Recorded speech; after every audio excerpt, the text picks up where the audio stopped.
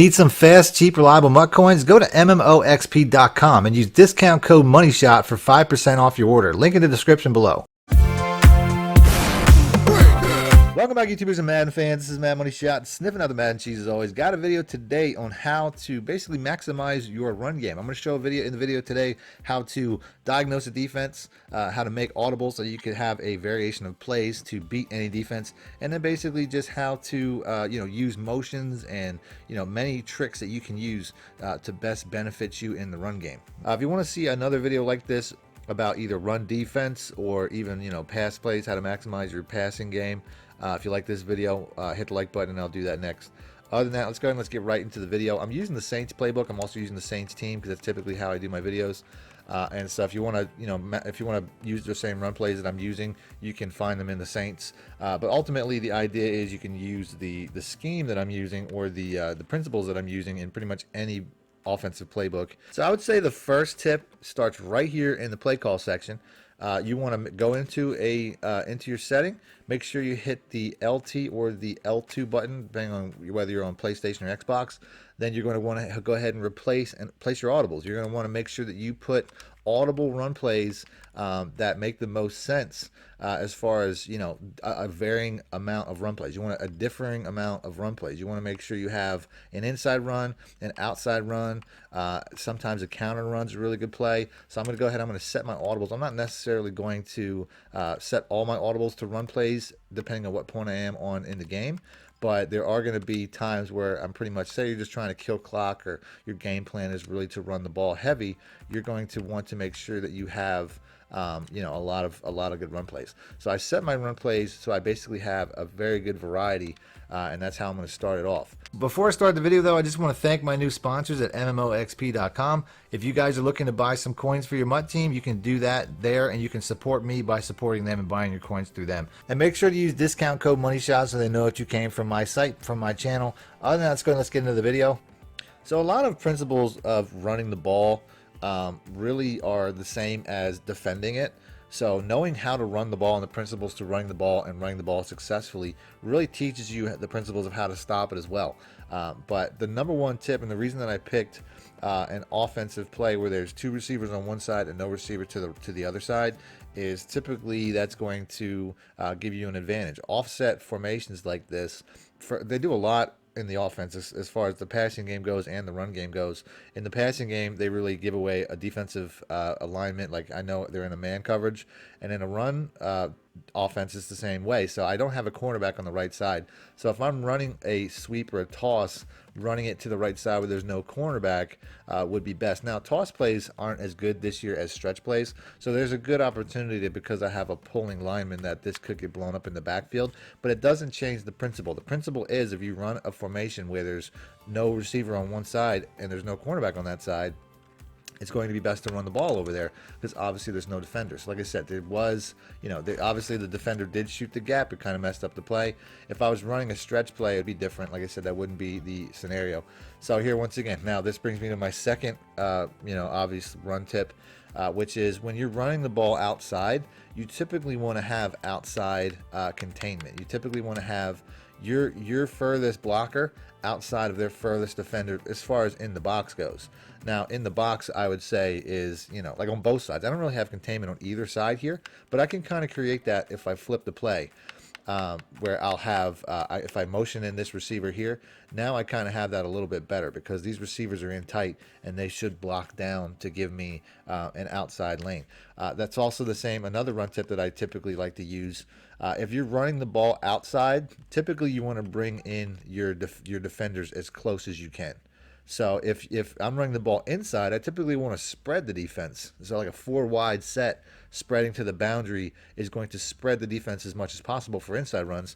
On an outside run, you typically want to bring your defensive players in. In the past, you could get a benefit from motioning out players if you're running outside, from motioning them out and getting them blocking on the outside in. It doesn't really work that way in this year's Madden. So like I said, if I were to do this now, I mean, I have Cook.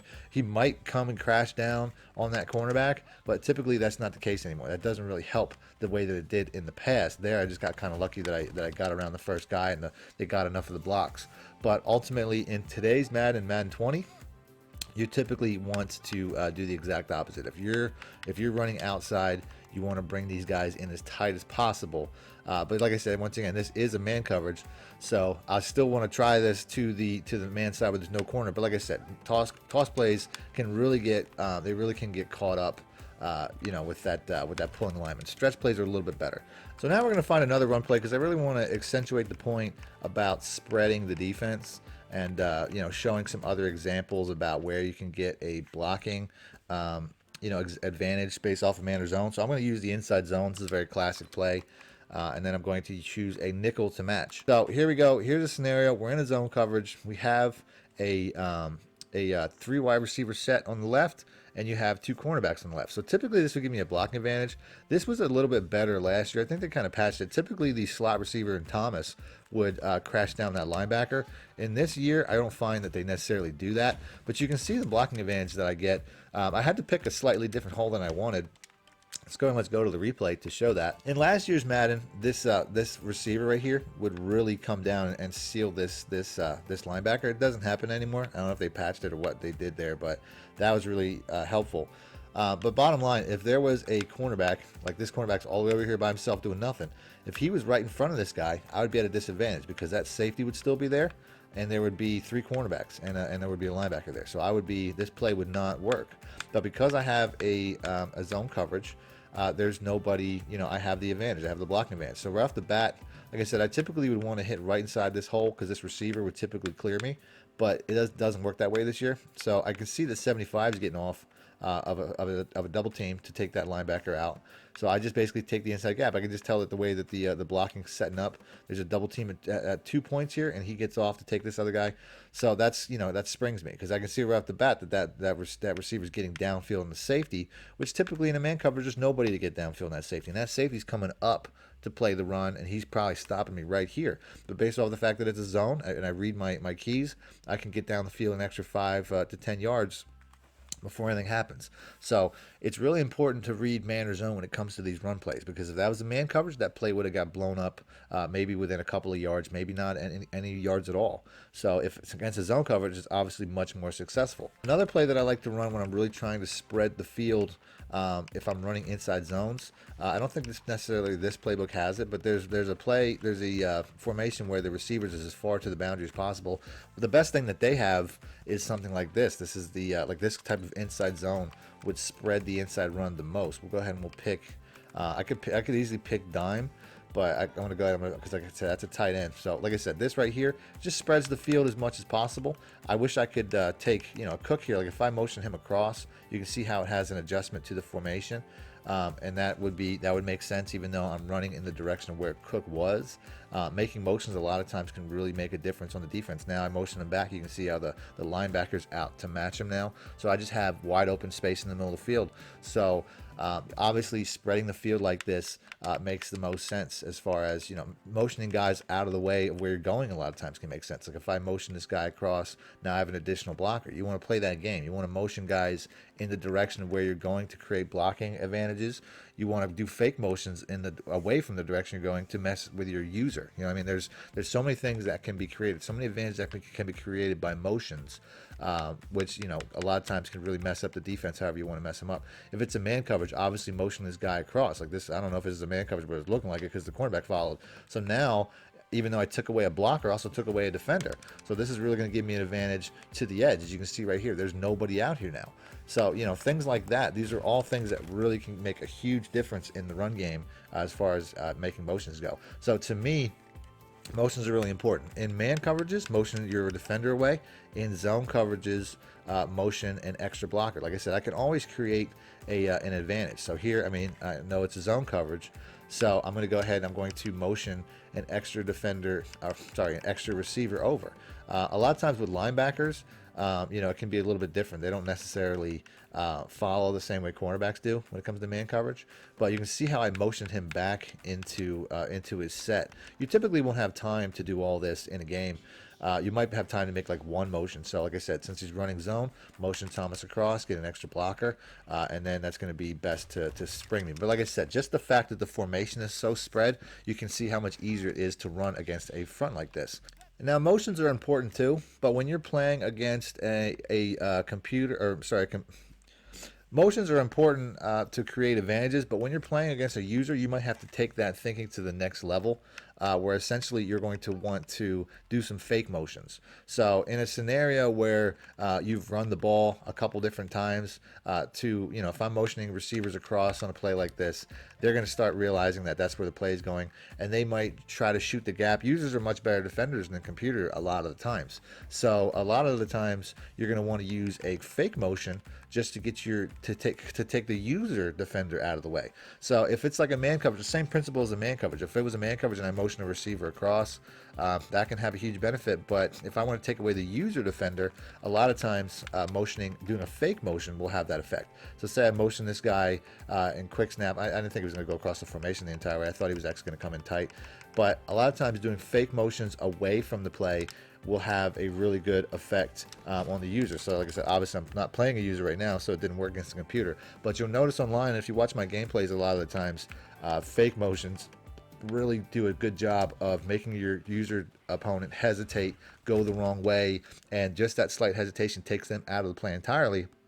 And typically against users, a lot of times, the only thing that can stop you on a well-designed play and a well-thought-out play is the user. So like I said, fake motions, just doing some sort of motion to make your opponent think that that's where the play is going, can make that slight hesitation that can pay huge dividends. But like I said, obviously I'm not playing against users right now, so it's not as big a deal. So the last thing that I'm going to go over is how to pick a gap. I'm pretty sure I already set my, I set my plays here. So I'm going to show you guys how to find gaps in a defense and how best to look for gaps in a defense. Like I said, I wish I would have used a play like this as a stretch, but it is what it is. So let's go ahead and let's pick that. We're going to go with 3-4 because I find random 3-4 is a little bit more diverse.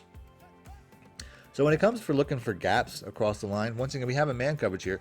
I'm not a huge fan of the toss as far as this goes against man. I've said that. If I had a stretch, I'd go that route. But this has an even better hole, which is the counter hole. So right here we have that hole right over the defense, or over the left tackle where the defensive end is out that far wide. Typically, you wouldn't want to run outside runs against that, but you can run an inside run against that. If I had I have a dive here, but it's not one that I can flip the play. If I had a blast, I could run the blast to that gap, which I didn't. It's in the plays, but it's not in my audibles. And the halfback zone's not too bad because it kind of runs. If I ran this, it would actually run right into that defensive end. So you have to know that this play would be shut down. I could run it to the other side, and it acts kind of like a stretch, and I would probably get the blocking advantage to the edge. So I really have two plays that I could run. I'm going to go with the counter play because of, like I said, the counter play. Typically, you want that defensive end aligned outside of the tackle, and that's going to be a huge advantage right there. I mean, it didn't work out. Obviously, Kuechly came in and filled the hole, but I still picked the right play. It didn't change. So here's a scenario. Now I have that defensive end inside. So now I want to take make this, I can tell right off the bat that the Saints halfback zone's the way to go. And the reason that I didn't mean to flip the play, but the reason that I'm not taking it to the other side is because there's a cornerback out there. So I have a disadvantage as far as blocking. So if I were to take it to the outside of the side, if it was a man coverage, that'd be the play. But since it's a zone coverage, there's a guy out there waiting. So I have to take it inside where my blocking advantage is going to be. And this is pretty much going to be the play. Like I said, I'm not having the biggest success, but I'm calling the right play is the bottom line. So here's another scenario. This doesn't necessarily have any huge gaps. Like I said, I'm looking for, the outside to the left, there's a defensive lineman or an edge rusher outside of my left tackle. On the other side, it's a zone. So there's no real, if I were to take it outside to that way, I'd be stopped pretty quickly by the corner. I actually think the best play, there's no gaps over the tackles. So I actually think the best play would be the dive. This is a play where the biggest gap that I see, and I don't really have any outside, edge containment. I can either go with the dive here, or I could pick the Saints zone and try to motion over one of these receivers to try to recreate the edge, where like right here, I would have the edge again. So this is really my two options. So, this is something that I can do. The halfback dive isn't going to be a huge play. I didn't necessarily get a huge run there. Like I said, I'm just kind of pointing this out. I'm not really too worrying about the results necessarily. but these are how you would determine which play to pick and where to run the ball. A lot of people just like their favorite play, and they like their favorite play, and that's all they're going to do. You know, like if personally me, the toss play against zones is one of my favorite plays. If I want to continue with one play that I think is my best, I would run the toss. I'd run it to the backside where the receivers are, and I would motion in the cornerback.